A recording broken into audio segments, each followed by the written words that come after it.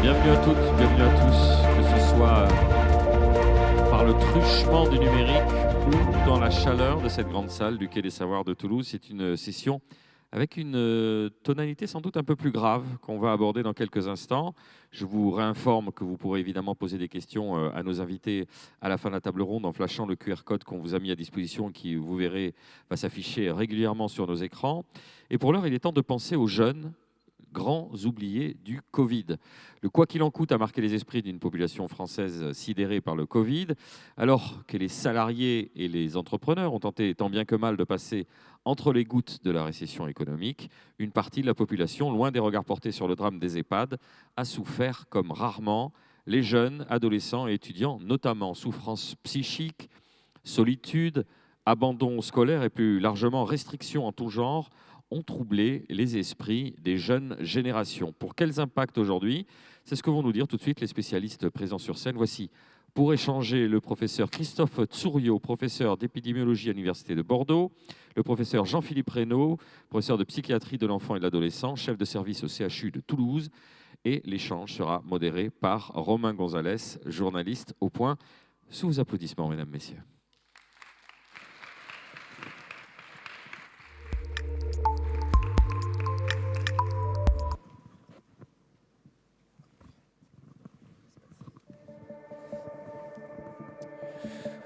Messieurs, bonjour. Je vais interrompre ce jingle qui est très entêtant qu'on entend sans fin depuis quelques jours ici au Quai des Savoirs. Boris vous a présenté, donc je ne vais pas revenir sur cette question. Professeur Tsouriau, est-ce que vous pourriez nous expliquer tout de suite ce que c'est iShare, à quoi vous avez contribué, quelle est la taille de cette cohorte et quelles ont été les conclusions que vous avez tirées de cette étude? Oui, bien sûr. Alors, il y a iShare, dont je vais parler tout de suite, mais en réalité, depuis une dizaine d'années à Bordeaux, on a mené plusieurs dispositifs, des gros dispositifs, de façon à étudier la santé des jeunes, des étudiants et notamment la santé mentale. Donc, il y a iShare qui nous a permis de recruter, c'est le terme technique, 21 000 étudiants partout en France finalement, beaucoup à Bordeaux, mais également dans la région parisienne et ailleurs, et qu'on a suivi pendant plusieurs années. Et puis, au moment de l'épidémie, on a mis en place une étude spécifique, l'étude Confin, vraiment lors du premier confinement en quelques semaines. Voilà. Et actuellement, depuis la rentrée, on met en place une troisième étude, l'étude Prisme, toujours visant à avoir une photographie la plus précise possible de la santé mentale des étudiants, mais aussi à commencer à ébaucher, concevoir des stratégies pour essayer d'améliorer cette santé. Parce que vous, la cible de cette étude, qu'on comprenne bien, parce qu'on va aussi beaucoup parler du terme de jeune, parce que professeur Reynaud, par jeune, on entend peut-être des choses différentes de vos deux côtés. Par jeune, vous avez beaucoup étudié surtout les étudiants, ce sont eux les membres de votre cohorte. Quelles conclusions vous avez tirées de ces nombreuses études? Alors, la première conclusion, et à l'époque, moi, je suis neurologue, donc j'ai beaucoup travaillé sur des maladies plutôt des personnes âgées, Alzheimer, AVC, je travaille toujours dessus également. Pour moi, ça a été un peu une surprise de constater que la santé mentale des jeunes était quand même déjà très altérée avant l'épidémie. Donc le constat était déjà très inquiétant, et de façon surprenante, c'était connu par des experts, mais très peu diffusé, très peu connu dans la population générale. J'ai réalisé que ces générations étaient finalement très différentes des générations précédentes, et on reviendra sur les raisons ensuite. Et puis là-dessus, l'épidémie est arrivée, qui a affecté tout le monde. Voilà, on a tous été affectés par cette épidémie, on l'est toujours, mais des populations fragiles ont beaucoup plus souffert, et notamment celles des étudiants. Et quelque part, ça a été un bien. Ça peut paraître très paradoxal de dire ça, mais parce que ce sujet, du coup, a émergé dans les médias, a émergé auprès des politiques. J'ai été à l'Assemblée nationale, au Sénat, on m'a demandé de faire des points là-dessus. Et donc, ce sujet a vraiment émergé. Il était là, il s'est aggravé, et en s'aggravant, il a permis d'être mis à la connaissance de tous. Professeur Reynaud, est-ce que vous avez est-ce que vous aboutissez à la même conclusion, même si vous, on va parler de jeunes un peu différents, sans doute justement plus jeunes. Vous êtes professeur de psychiatrie auprès de jeunes enfants et d'adolescents. Donc, est-ce que ces adolescents et ces jeunes enfants vont aussi mal? Est-ce que leur santé mentale s'aggrave Depuis le Covid, peut-être que ça date d'avant, on aura l'occasion d'en revenir. Oui, ben nous arrivons aux mêmes conclusions avec le versant clinique, c'est-à-dire les urgences psychiatriques adultes pour les plus de 15 ans, 15-18, et puis les urgences à l'hôpital des enfants pour les Toulousains qui connaissent bien l'hôpital, les moins de 15 ans. On a eu effectivement, après un silence pendant 2-3 semaines, ça a été très intéressant parce que pendant le premier confinement, pendant 15 jours, 3 semaines, on n'a quasiment plus vu d'enfants et d'adolescents aux urgences pour motif psy ou psycho-comportemental, comme on dit. Pas de tentative de suicide. Bon, on savait que ça n'allait pas durer, mais ça a été ensuite beaucoup plus important avec une augmentation de 40% de fréquentation des urgences. Oui, vous voulez dire que selon vous, ces 2-3 semaines ont constitué une sorte vraiment de catalyseur, de ralentissement, puis d'explosion un peu du phénomène Alors c'est un peu ça, et puis aussi un effet de sidération quand même aussi. Je crois que tout le monde s'est un peu organisé, replié. Il y a eu un effet aussi contenant d'être en famille, et ensuite les ennuis ont commencé à arriver avec les discontinuités, les parents débordés par la scolarité de leurs enfants à domicile, les adolescents qui étaient séparés de leurs liens habituels, etc. Et puis, exactement comme vous le dites, certainement des fragilités qui étaient là, qui tenaient bon an, mal an, pas trop mal, et qui ont été déstabilisées à ce moment-là. Est-ce que selon vous, c'est une question qui me vient là dans la discussion, est-ce que le fait de complètement arrêter l'école, le présentiel à l'école est vraiment le facteur qui est peut-être le plus logique dans cet état de fait, que ce qui tenait bon an, mal an, c'était au fond une sorte de sociabilisation scolaire avec les professeurs, les amis, etc. Et qu'une fois qu'on est dans l'enceinte familiale, on se sent d'autant plus isolé? Moi, je dirais 2 phases. C'est-à-dire, à court terme, arrêter l'école. Oui, c'est chouette. Voilà, les enfants et les adolescents étaient plutôt contents. Nous, en plus, nos patients, par exemple, qui souffrent de troubles du spectre de l'autisme, ont été extrêmement contenus, ravis d'être à la maison, de ne pas avoir trop de stimulation sociale. Par contre, à long terme, ce qui s'est passé après, alors je veux faire très attention de ne pas être trop critique vis-à-vis de l'éducation nationale, mais il y a eu quand même beaucoup de discontinuités, beaucoup de mesures qui étaient quand même anxiogènes, qui interrompaient les relations, etc. Et ça, les adolescents en particulier l'ont très mal vécu. Professeur Tsouriau, est-ce que vous, parmi ces étudiants que vous avez, qui font partie de votre cohorte, qui sont les plus touchés en termes d'âge, tout simplement, et aussi peut-être en termes de cursus? Est-ce que vous arrivez à avoir ce degré de précision, de profil plus fragile au sein de certains cursus que d'autres?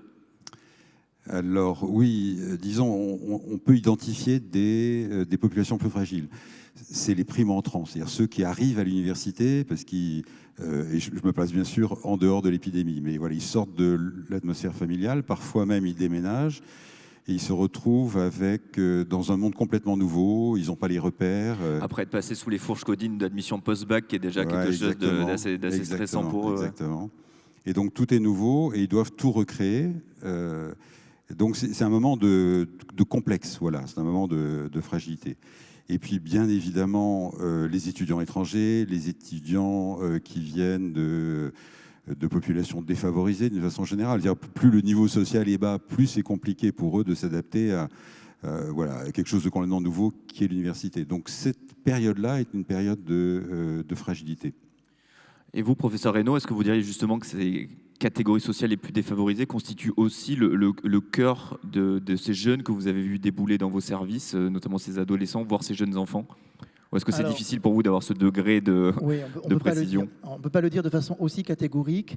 Nous, ce qu'on peut constater, par exemple, c'est que nous avons poursuivi les soins à distance avec les outils que tout le monde connaît maintenant. Mais on a été équipé très très vite d'ailleurs, et on a pu poursuivre les soins à distance, la scolarité. Évidemment, il y a des milieux familiaux dans lesquels ça n'a pas été possible.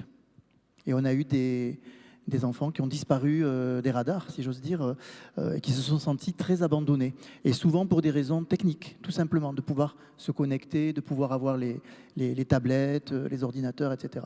Après, avec le recul maintenant, ce que nous constatons des troubles, ça a touché quand même tous les milieux sociaux. Par exemple, il y a quelque chose à quoi on ne s'attendait pas du tout, ça a été une explosion de l'anorexie mentale, qui, on le sait, touche tous les milieux et parfois même les milieux plutôt éduqués, plutôt favorisés.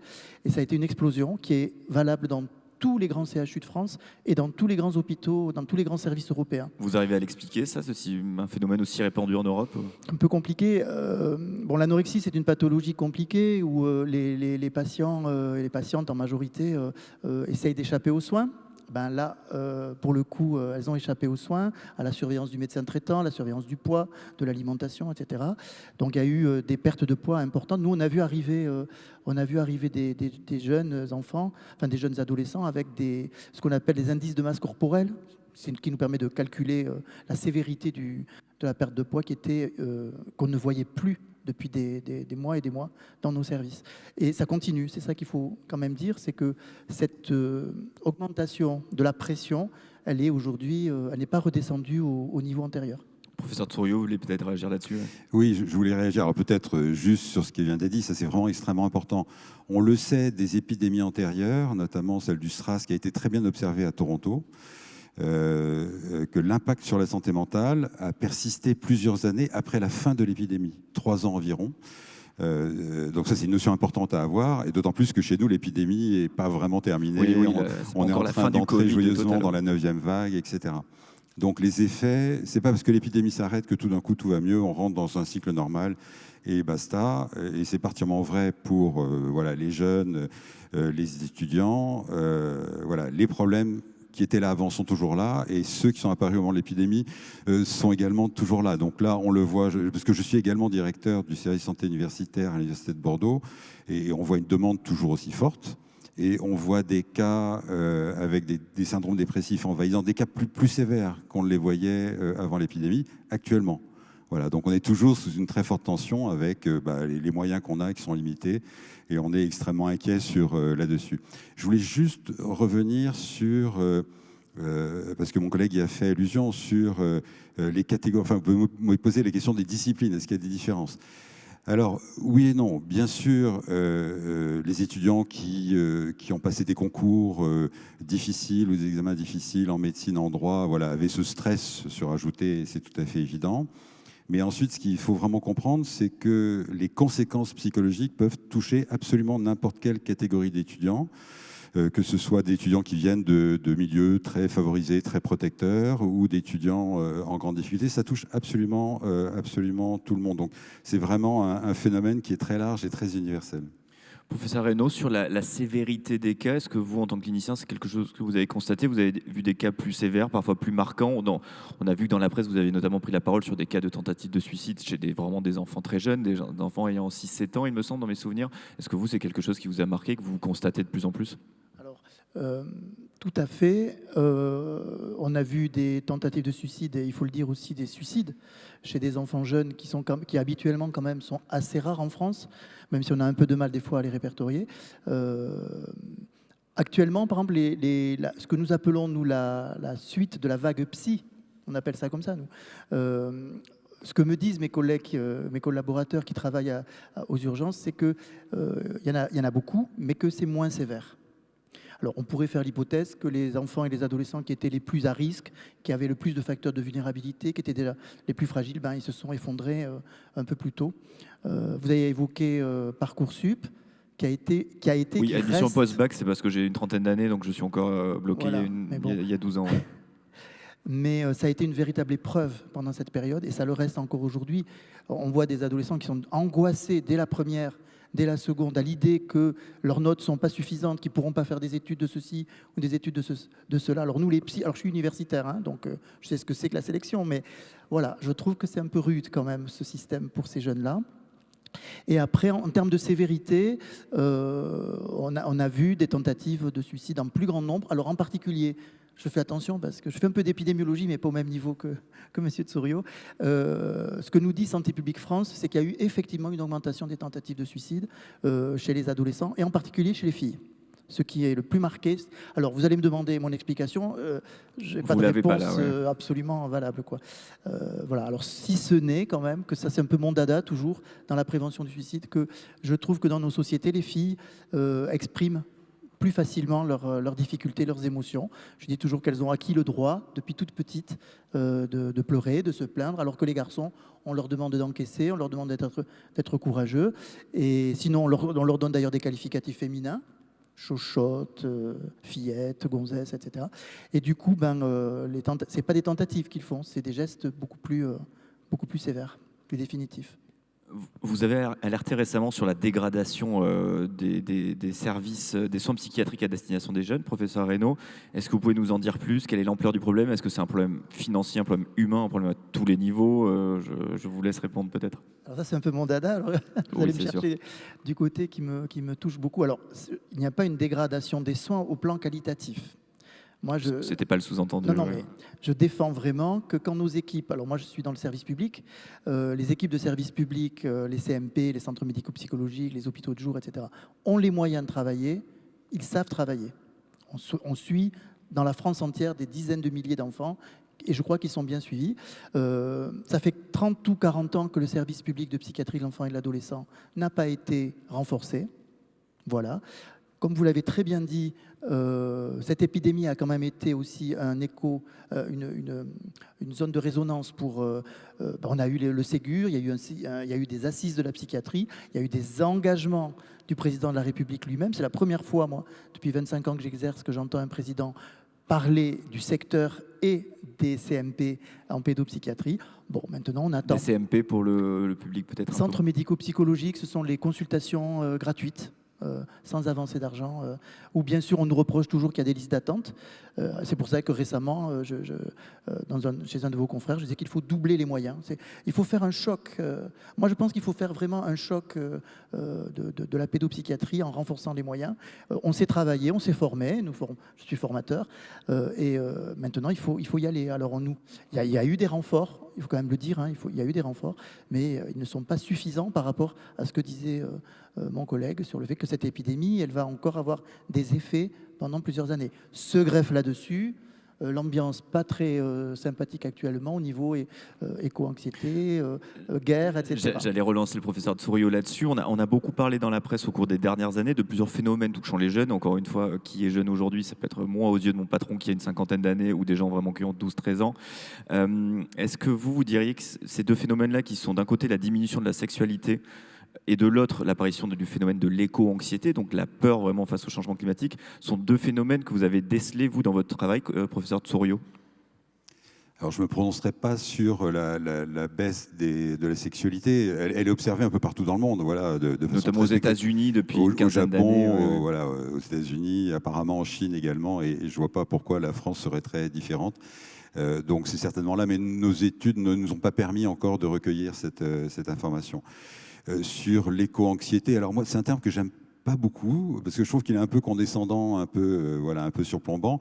Est-ce que c'est pas plus de l'éco-lucidité finalement? Et je pense que la plupart des gens maintenant, après ce qui s'est passé cet été, peuvent penser qu'effectivement, ce qui nous était prévu par les experts du GIEC et d'autres est en train de se réaliser. Et donc c'est plutôt, c'est la réalité dans laquelle ils sont, c'est la réalité dans laquelle ils vont vivre dans les années qui viennent et les décennies qui viennent, dans laquelle ils vont devoir faire des enfants, se projeter, trouver des emplois. Et ça vient, c'est effectivement très présent dans la tête de nombreux étudiants. Et ça participe au mal-être général qu'ils ont, parce qu'il y a tout le reste, les études difficiles, la crise économique, la guerre en Europe. Enfin voilà, on a l'impression qu'il y a vraiment un orage au-dessus de leur tête. Oui, le fond de l'air est terrible. Oui, est terrible. Alors, on peut se dire, mais après tout, c'est des circonstances de vie, c'est des épreuves, ça arrive dans toutes les générations. Il y en a qui ont expérimenté la guerre.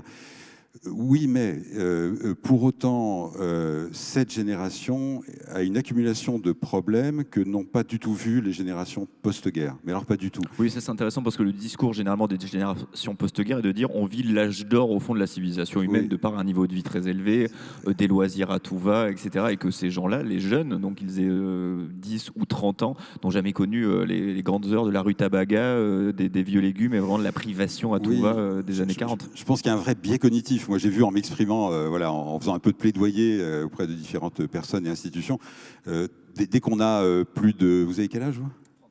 Voilà, dès qu'on a plus de 31 ans, on ignore finalement, on ne comprend pas bien ce qui se passe, et du coup, on va plaquer un peu l'image de sa propre adolescence, etc.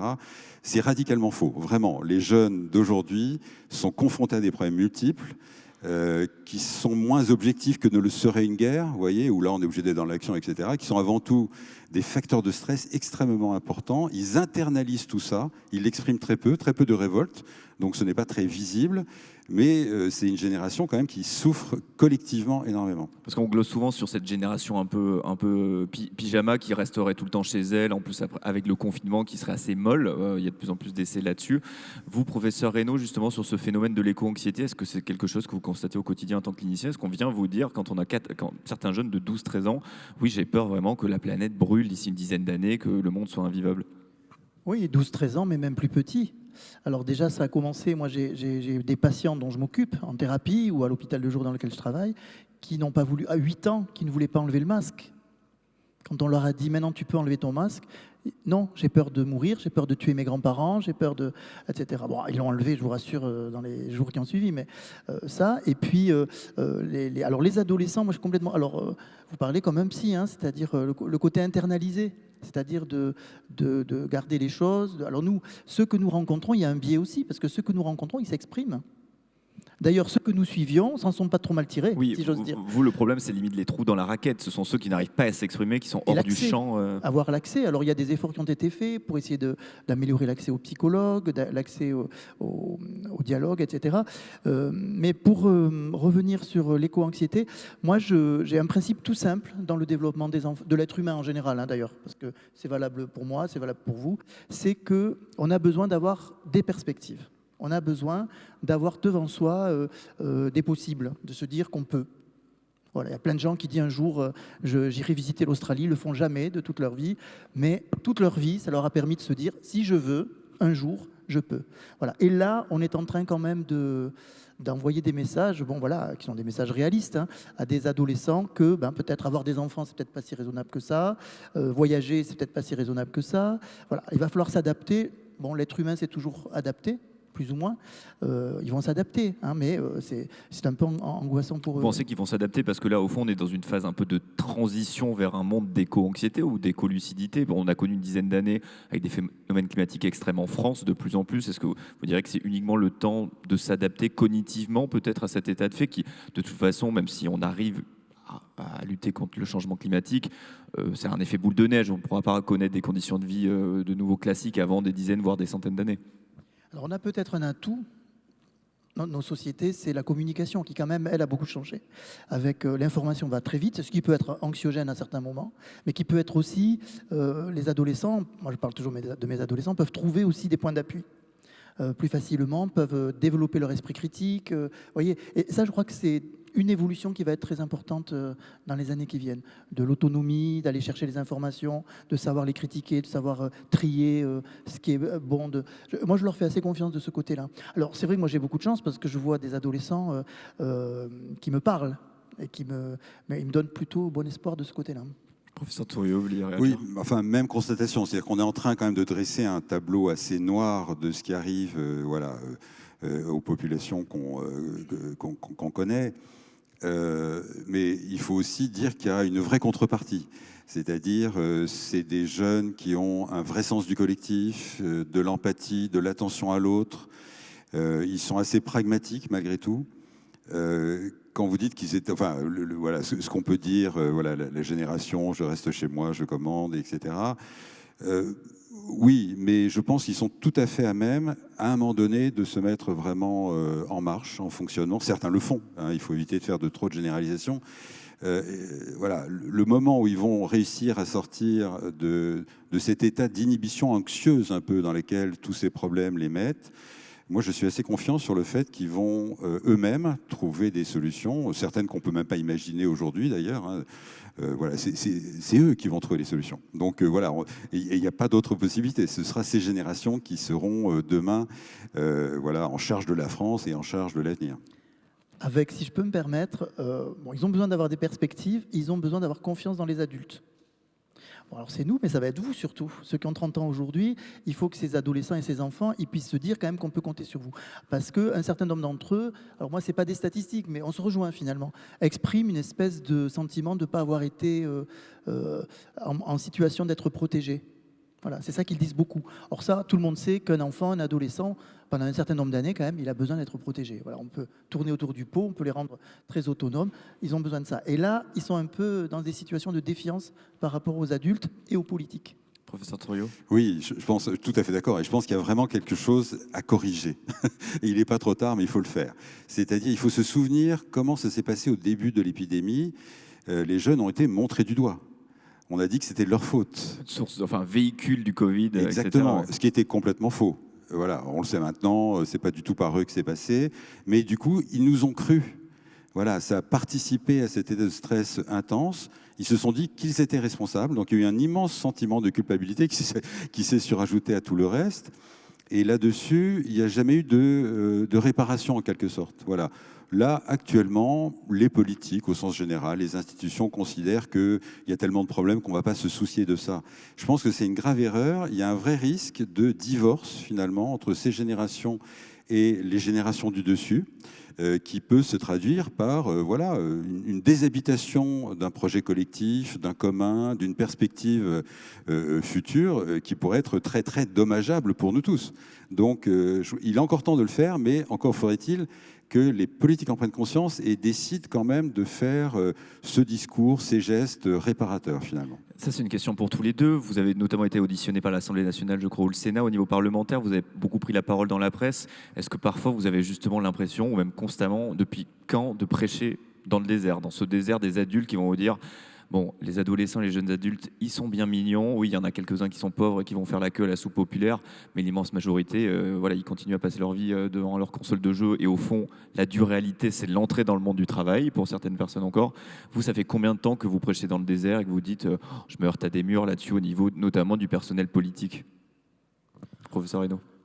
Moi, ça fait très longtemps que je prêche dans le désert, ok, mais il y a quand même des réponses. Hein. Je peux pas dire non plus qu'il n'y ait pas des réponses, des écoutes. Je suis dans la Commission nationale de psychiatrie où on voit bien que les représentants du ministère de la Santé essayent. Alors, ils ont une phrase, bon, c'est filmé, tant pis, mais souvent ils nous disent « dites-nous où nous devons mettre l'argent ». Et ça en dit beaucoup sur l'état actuel de mes connaissances et de... Enfin, moi, ça me trouble, parce que moi, d'un responsable politique, j'attends qu'ils disent voilà ce qu'on va faire, on va faire un plan sur 10 ans, enfin le choc. Et là, on vous demande de prendre des décisions alors politiques. Nous, on leur dit il faut tout, il y a beaucoup de choses à faire. Il faut des lits, il faut de l'ambulatoire, il faut rembourser certains soins qui ne le sont pas aujourd'hui, etc. Alors je dis bien, il y a des changements qui sont en train d'avoir lieu, mais qui sont lents. Et après...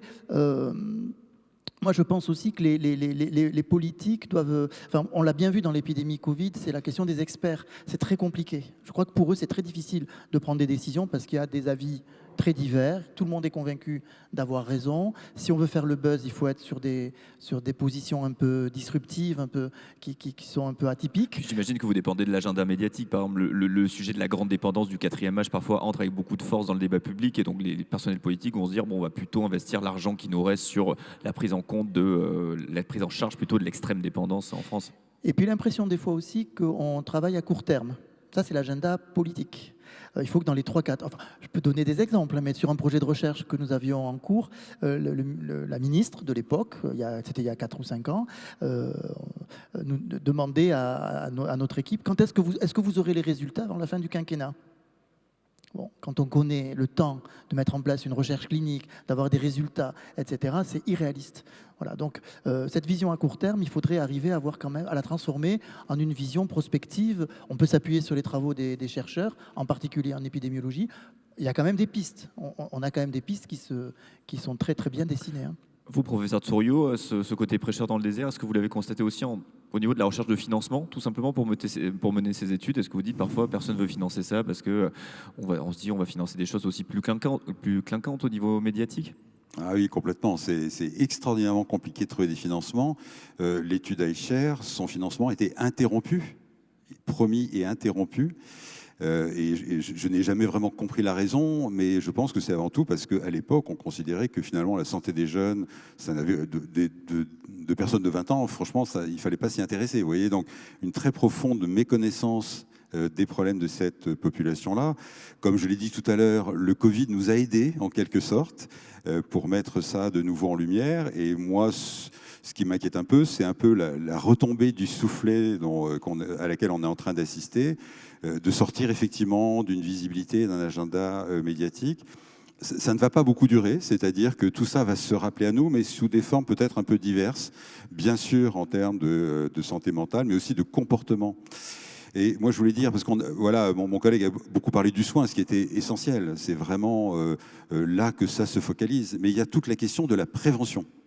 Voilà, on dit qu'il faut faire de la prévention et la France est avant tout un pays du soin. Là, on a un objet absolument parfait pour vraiment réfléchir à la mise à l'échelle de stratégies de prévention, parce qu'on a des objets de prévention. La seule question, c'est de les mettre à l'échelle de façon à éviter que les 20 à 40% d'étudiants qui sont en souffrance, mais qui ne méritent pas pour autant de se retrouver devant un psychologue ou un psychiatre, eh bien, justement, ne basculent pas dans des formes plus graves. Et donc, voilà, cette question de la prévention, elle est absolument essentielle et c'est un très bel objet d'essayer de tester ça à grande échelle chez les adultes jeunes, parce que les outils dont on démontrera l'intérêt, on pourra ensuite les appliquer de façon beaucoup plus large. Donc, c'est un challenge magnifique qui est devant nous, mais encore faut-il que les politiques habitent cette idée-là. Je pense qu'on a des questions du public, donc Oui, je vois Boris sur scène, c'est l'heure de me taire. Des questions, absolument, ça a suscité des interrogations. La première, la mise en place d'un suivi psychologique plus rigoureux au sein des écoles serait-elle une solution parmi d'autres pour mieux prévenir les risques de troubles mentaux? Professeur Hainaut, je pense que c'est super parce que c'est exactement ce dont je voulais parler à l'instant en disant que dans le cadre de la prévention et du dépistage précoce des difficultés, il y a au moins 2 domaines, certainement d'autres qu'il faudrait soutenir. C'est la médecine scolaire, les infirmiers scolaires, les assistantes sociales scolaires, les psychologues scolaires, parce que on le dit. Alors moi, comme je suis en fin de carrière bientôt, je me permets de dire les choses. Ce système est complètement désœuvré. Enfin, moi j'ai une patiente qui fait des états de panique, on l'a bien soignée, mais qui faisait des états de panique dans son lycée. On avait mis au point l'idée qu'elle puisse aller à l'infirmerie quand elle n'était pas bien. Elle m'a dit oui, mais le mardi et le jeudi, il ne faut pas que je fasse d'état de panique parce qu'il n'y a pas d'infirmière. Ça, ce n'était pas vrai il y a 10 ans. Il y a 10 ans, les infirmières étaient là toute la semaine. Maintenant, on les partage entre différents établissements. Et il y a aussi la protection de l'enfance, qui est le deuxième domaine qu'il faut soutenir, parce que ça a été aussi un élément qui a explosé pendant l'épidémie. Ça a été les violences intrafamiliales, on ne le dit pas assez, hein, les abus, etc., qui ont été beaucoup plus nombreux. Parce que situation compliquée, et la protection de l'enfance est débordée. Les services de l'aide sociale à l'enfance, un peu partout, sont débordés. Et ça, vous savez que c'est très grave, parce que c'est les faits divers que vous voyez dans les journaux quand on n'arrive pas à protéger les enfants. Comment, en tant que parent, peut-on éviter le mal-être de nos enfants? Est-ce que vous auriez des conseils à nous donner pour les aider dans leur quotidien? Messieurs, je vous laisse trancher qui va prendre cette question, pas forcément évidente et plutôt liée aussi peut-être à votre... Moi, je reviens à la base. Alors, comment peut-on éviter? La base, c'est être là, protéger, mais pas trop. C'est toujours comme ça. Pour les psys, c'est toujours un peu, mais pas trop. Hein.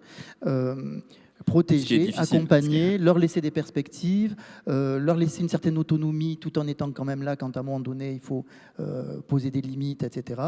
Et puis après aussi, alors ça c'est au niveau individuel, puis au niveau collectif, exactement ce que tu disais, c'est-à-dire agir pour qu'il y ait des dispositifs adéquats à tous les niveaux. Oui, alors, et c'est un peu en lien aussi avec la question précédente. Ce qui est paradoxal avec la santé mentale, qu'on voit moins dans d'autres domaines de la santé, c'est qu'au fond, on n'a pas du tout d'instrument de mesure à l'échelle de la population, ni à l'échelle individuelle. Autrement dit, il faut que quelqu'un se dise qu'il va suffisamment mal pour aller voir un professionnel, et il n'y a aucune autre façon de le faire. Et là, il y a vraiment un gap très important. De nouveau, il y a des outils pour le faire.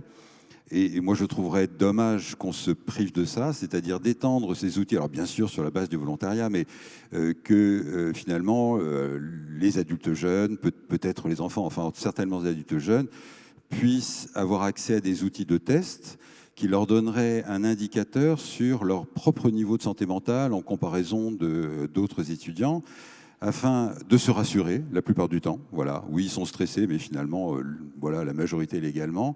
Et puis de temps en temps, quand vraiment ils voient qu'ils se rapprochent de zones un peu dangereuses, que ça les aide à franchir ce pas qui est toujours très difficile d'aller demander de l'aide en santé mentale avec tout le déni qu'on connaît autour de ces questions-là.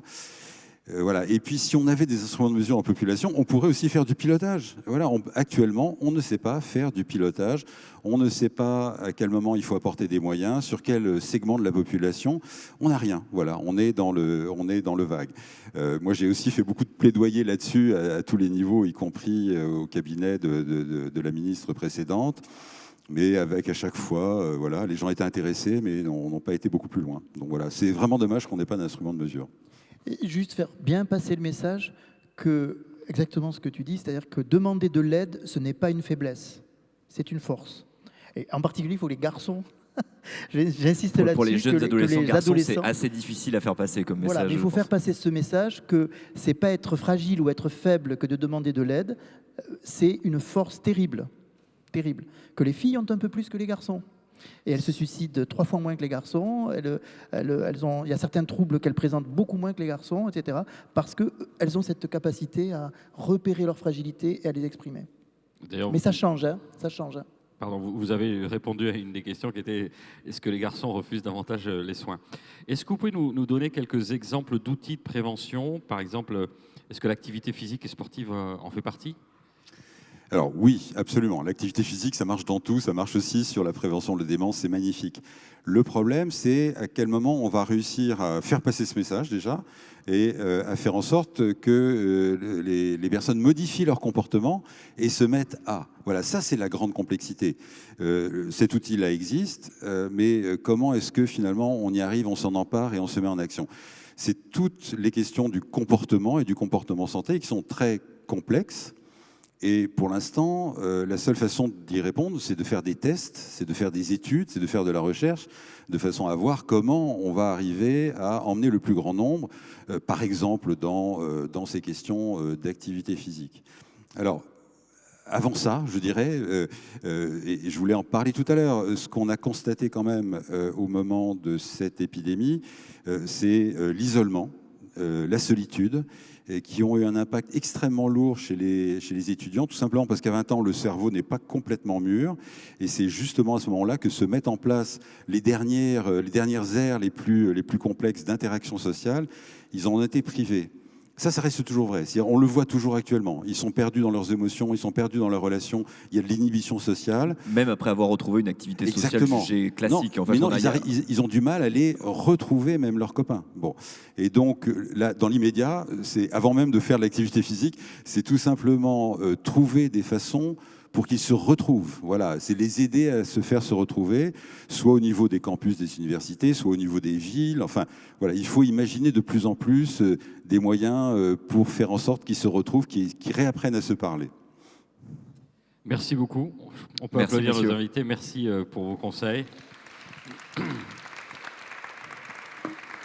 Quant à nous, on vous donne rendez-vous à 14h45 pour parler notamment des 1001 façons de jouir. À tout à l'heure.